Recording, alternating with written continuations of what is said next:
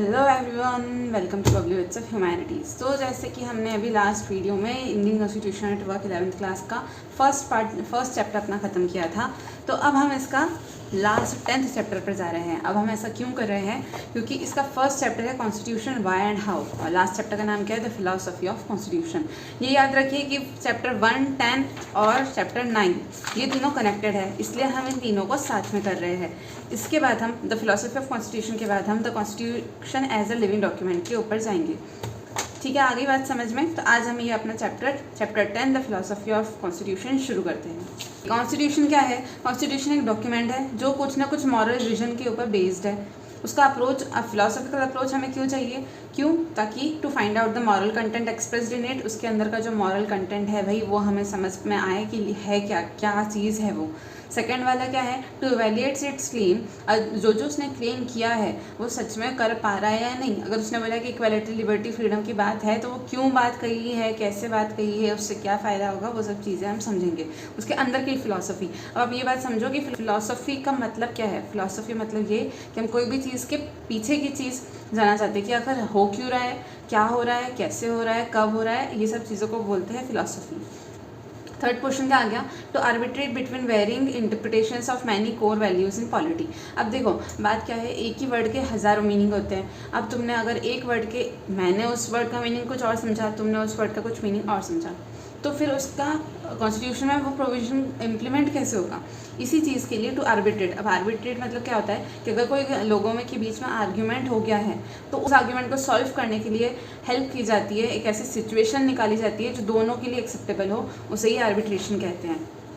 तो philosophy of constitution का भी मतलब यही है कि वो हमें पहले का जो मेन जो बेस है वो समझाता है, ताकि तुम्हारे बीच में जो वेरिंग इंटरप्रिटेशंस है वो एक कंक्लूजन पे आ सके और तुम उस हिसाब से आगे अपना प्रोसीड कर सको। अब अगर कॉन्स्टिट्यूशन की बात आती है तो हमारे कॉन्स्टिट्यूशन ने क्या किया है? Constitution provide peaceful democratic means to bring about social transformation. Social transformation मतलब क्या? सोसाइटी का वेलफेयर होना चाहिए, अच्छे तरीके से ट्रांसफॉर्मेशन होना चाहिए, ऐसा नहीं कि डिग्रेड हो जाए। अच्छे तरीके से मतलब कि जो माइनॉरिटीज़ है, जो लिंग्विस्टिक या रिलीजियस माइनॉरिटीज़ आ गई है, जो बैकवर्ड क्लासेस है, उनको थोड़ा सा आगे निकालना ये कॉन्स्टिट्यूशन का काम हो गया। To exercise political self determination, ऐसी पावर्स देना सब लोगों को ताकि वो खुद अपने हिसाब से काम कर सके। पर इसका ये भी मतलब नहीं हुआ कि हमने किसी को इतनी पावर दे दी कि वो खुद ही सब अपने मन से कर रहा है, किसी और की नहीं सुन रहा है और उसी के हिसाब से पूरी चल रही है चीज़ें। वो मोनार्की में आ जाएगा, वो डिक्टेटरशिप में आ जाएगा। हमें यहाँ पर डेमोक्रेसी संभालनी है भाई। थर्ड क्या आ गया? Designed to break the shackles of traditional social hierarchies and to begin a new era of freedom, equality and justice. Normal सी बात है, जो पहले जो वर्ण सिस्टम था, क्या क्या 4 वर्ण कौन से थे आप बताइए?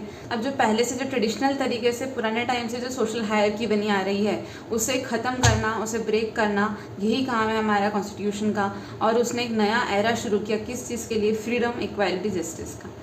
आई बात आपको समझ में? अब देखो कॉन्स्टिट्यूशन ने इतने काम किए हैं पर कुछ ना कुछ तो होता ही है कि कुछ ना कुछ फॉल्स ओपिनियन लोगों के होंगे ही। तो फॉल्स ओपिनियन क्या है कि कॉन्स्टिट्यूशन की जो कॉन्स्टिट्यूंट असेंबली है वो तो भाई सिर्फ लोगों की एक बॉडी है, ये गैदरिंग है लॉयर्स की, और इसके अलावा कुछ भी नहीं है। तो ऐसा नहीं है, ऐसा वो लोग बहुत ही स्पेशलाइज्ड, एक्सपर्टाइज्ड पर्सन थे जिन्होंने बहुत सारे कॉन्स्टिट्यूशन के बारे में पढ़ा, समझा और देखा कि इनका ये प्रोविज़न हमारे कॉन्स्टिट्यूशन में लागू होगा या नहीं। Why do we need to go back to constituent assembly? अब ये बात आ रही है कि भैया हम बार बार कॉन्स्टिट्यूएंट असेंबली के कामों पर जा क्यों रहे हैं, उनकी फ़िलॉसफी समझने के लिए पीछे पड़े क्यों हैं? तो देखो बात ऐसी है ना, वो ऐसे बोलते हैं कि गड़े मुर्दे क्यों खाना है। ये ऐसा नहीं है। हमें हमेशा हिस्ट्री रिपीट्स इटसेल्फ, हमें हमेशा अपने पास्ट को सीख कर ऐसे प्रेजेंट में एक्शंस लेने चाहिए ताकि वो हमारे फ्यूचर के गोल्स के साथ अलाइन करें। इसलिए हमें अपने कॉन्स्टिट्यूएंट असेंबली की पूरी फ़िलॉसफी समझने के लिए हमें उनके मैटर्स पर जाना ही पड़ेगा।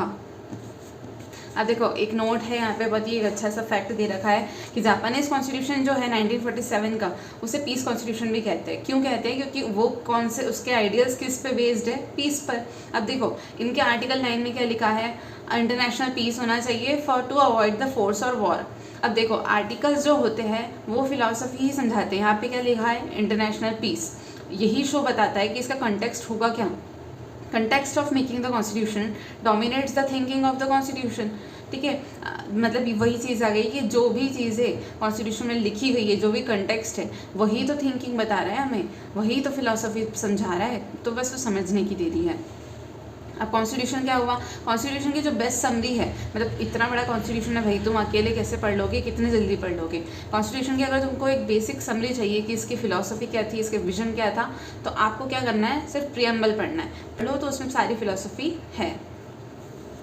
अब देखो, कॉन्स्टिट्यूशन के कुछ प्रोसीजरल अचीवमेंट्स भी है, जैसे कि Indian constitution reflects faith in political deliberation.